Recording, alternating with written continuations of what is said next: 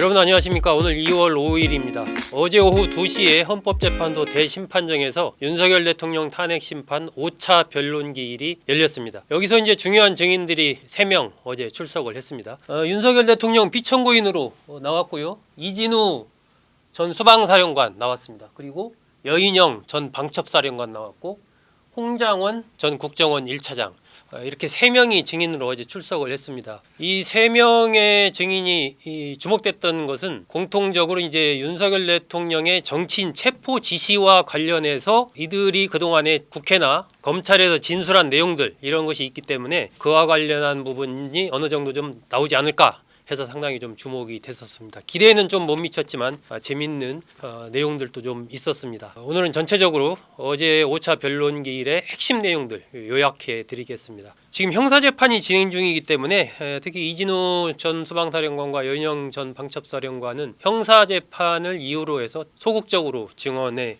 임했습니다. 형사재판이 진행 중이라 답변하기 어렵다. 형사재판에서 말하겠다. 이런 식으로 하면서 이제 질문에 답하지 않는 그런 경우들이 상당히 많았습니다. 홍장원 전 국정원 1차장과 윤석열 대통령의 공방 이것이 상당히 어제는 좀 흥미를 끌었습니다. 오늘은 두 사람의 핵심 내용을 중심으로 좀 말씀드리겠습니다. 그 당시 계엄 당일 12월 3일과 4일에 걸친 그 시기에 윤석열 대통령이 홍장원 전 국정원 1차장에게 2차례 전화를 했습니다. 첫 번째는 그 당일날 나중에 내가 전화할 테니까 비아폰 항상 가까이 두고 있어라 이런 얘기 한 그런 전화고, 두 번째 전화 이것에 이제 성격을 둘러싸고 두 사람의 의견이 많이 갈린 겁니다. 일단은 어제 그런 두 사람의 관계를 보여주듯이 좀 냉랭했습니다. 두 사람이 홍장원 전 1차장이 대심 판정에 출석한 것이 한 오후 6시 49분쯤인데 나오면서 이제 피청구인석에 윤 대통령이 있으니까 이렇게 인사를 했는데 윤 대통령 고개를 획 돌려서 외면을 했습니다. 나갈 때도 한 2시간 이제 홍 전 차장이 증언을 하고 나갈 때도 마찬가지로 윤 대통령에게 인사를 했는데 이때도 역시 인사를 받지 않았습니다. 윤 대통령이 상당히 좀 불편한 감정을 그대로 좀 표출한 장면 아니었나 이런 생각이 듭니다. 홍 전 차장은 12월 3일 오후 10시 53분쯤에 윤 대통령이 전화를 해서 국정원에 대공 수사권을 줄 테니 방첩사를 도와라. 싹 다 잡아들여라. 이렇게 얘기를 했다라고 증언을 했습니다.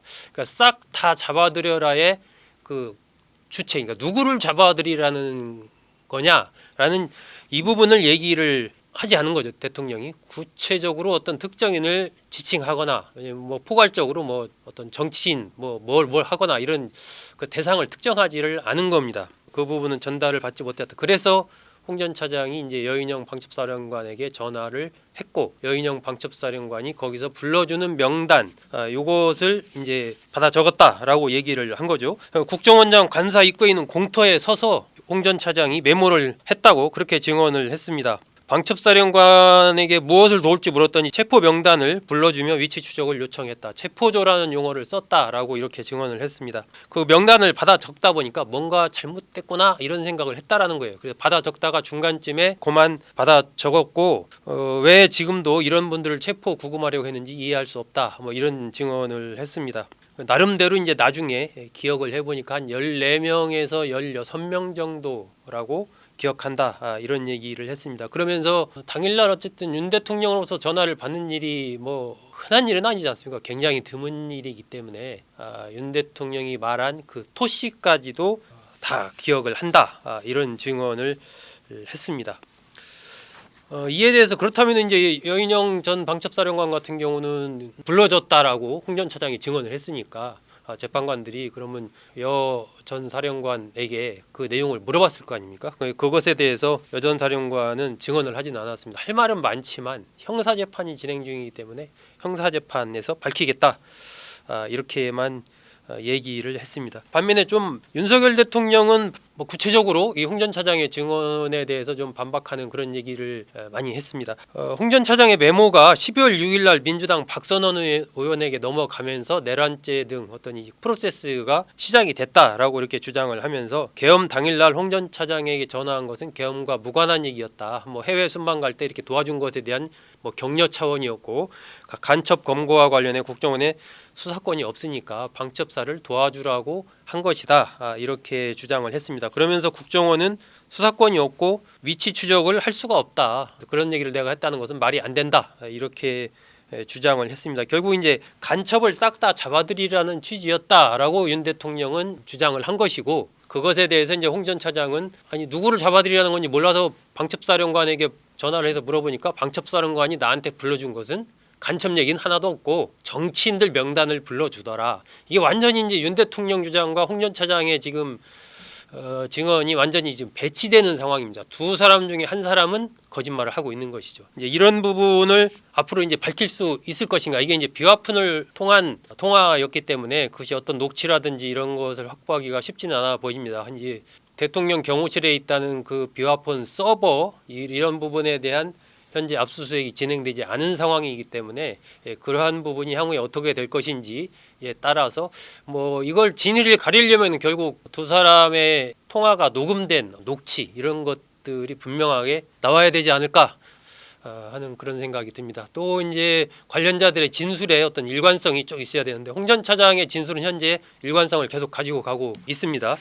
그 이후에 나머지 이제 증인들이 있기 때문에 그 증인들 뭐 여인영 전 사령관도 그렇고 이진우 전 사령관도 그렇고 이들의 이제 검찰에서의 진술과 헌법재판소에 나와서 한 증언과의 어떤 일치 여부 이런 것들이 또 중요하겠죠. 현재로서는 검찰에서의 진술과 이 헌재에서의 진술이 약간 배치되는 부분도 있고 또 헌재에서 진술을 하지 않은 부분도 있기 때문에 검찰 진술의 신빙성 여부를 또 확인하는 것도 필요하지 않나 싶습니다. 어제도 헌재 재판관이 그렇다면 검찰에서 한 진술이 문제가 있다는 거냐 뭐 이런 식의 질문을 한 것이 아마 그런 이유가 아닌가 하는 생각이 듭니다. 어제 5차 변론기일에서 이진우 전 수방사령관 내용은 약간 진술과 배치되는 부분이 있습니다. 누군가를 체포하라거나 국회 비상계엄 해제 의결을 저지하라는 지시를 받은 적이 없다 이렇게 얘기를 했거든요. 이건 이제 검찰의 공소장에 나와 있는 내용과는 다른 내용입니다.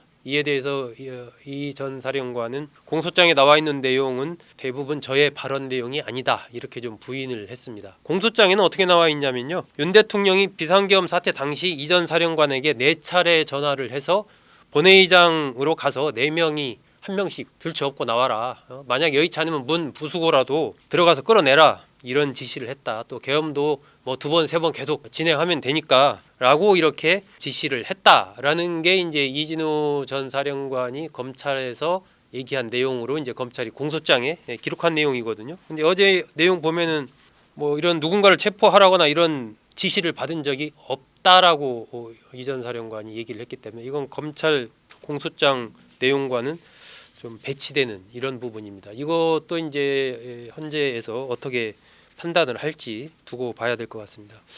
이 여인영 전 방첩사령관 이 명단 이재명 뭐 한동훈 우원식 등 정치인 10여 명을 체포 구금하라는 지시를 받고 이행하려 했다. 김용현 전 장관으로부터 이건 이제 검찰 공소장에 그렇게 나와 있는 내용입니다. 어제 여인영 전 사령관 헌재에 나와서는 장관에게 지시받은 것이 있지만 제가 부하들한테 얘기한 것과 부하들이 이제 지시 전파한 부분이 좀 차이가 있다. 뭐 이런 정도로만 얘기를 했거든요. 그러니까 장관에게 지시받은 바는 있다. 김용현 전 장관으로부터 지시받은 바는 있다. 이것은 이제 공소장 내용과 일치를 하는 건데 그것이 정확하게 누구 어떤 이 사람들 체포하라는 것이었다. 이렇게 구체적으로 얘기는 하지 않았습니다. 그러면서 이제 형사재판을 역시 이유로 들어서 답변하지 않겠다 이런 식으로 얘기를 했고 단 이제 조지호 경찰청장에게 명단을 전달했다라는 부분은 인정을 했습니다. 이 부분은 조 청장도 확인한 부분이기 때문에 이것에는 공통적인 거죠. 반면에 이제 김용현 전 장관 같은 경우는 여인영 전 사령관의 증언도 검찰 진술도 부인을 했습니다. 지난번에 나와서 윤 대통령의 정치인 체포 지시를 받은 적이 없다. 그냥 포고령 위반 할 수 있는 그 가능성이 있는 대상자의 동정을 살펴보라고 했을 뿐이다. 뭐 이런 식으로 얘기를 했죠. 결국 이제 지금까지 요약을 하면요. 정치인 체포 지시를 누가 내렸느냐 이것에 대해서 그러니까 윤 대통령이 정치인 체포 지시와 어떤 관련이 있느냐 윤 대통령이 직접 내린 것이냐 아니냐 이것에 대한 것이 현재 약간 좀 갈리고 있는 겁니다.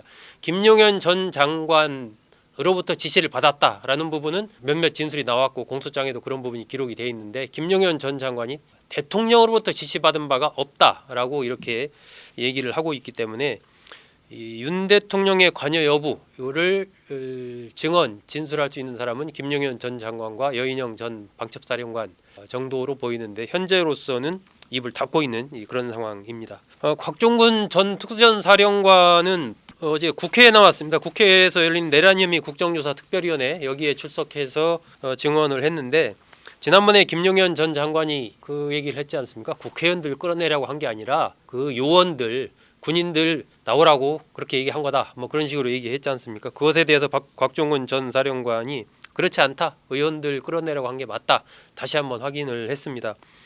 윤 대통령이 비화폰으로 전화해서 의결 정도수가 채워지지 않은 것 같으니까 문 부수고 들어가서 안에 있는 인원을 밖으로 끄집어내라라고 지시를 했다. 그리고 12월 4일 오전 0시 20분부터 0시 35분 사이에 윤 대통령과 김용현 전 장관 두 사람이 다 전화를 해서 국회의원을 끌어내라고 그렇게 지시를 했다라고 다시 한번 그걸 확인을 했습니다. 그래서 이 부분에 대해서는 또 김용현 전 장관과 진술이 좀 갈린 것이죠. 어제 진행된 그 헌법재판소 5차 변론기일의 핵심은 결국 정치인 체포 지시 이것을 누가 내렸느냐 그것이 확실히 있었느냐를 둘러싸고 의견들이 좀 많이 갈린 것이고 특히 윤석열 대통령과 홍장원 전 국정원 1차장의 진술 윤 대통령이 전화한 이유 전화의 내용 이것이 완전히 180도 다른 내용으로 지금 윤 대통령과 홍장원 전 차장이 얘기를 했기 때문에 명확한 진위를 가리기 위해서는 정말 이 비화폰 서버를 압수수색을 하고 또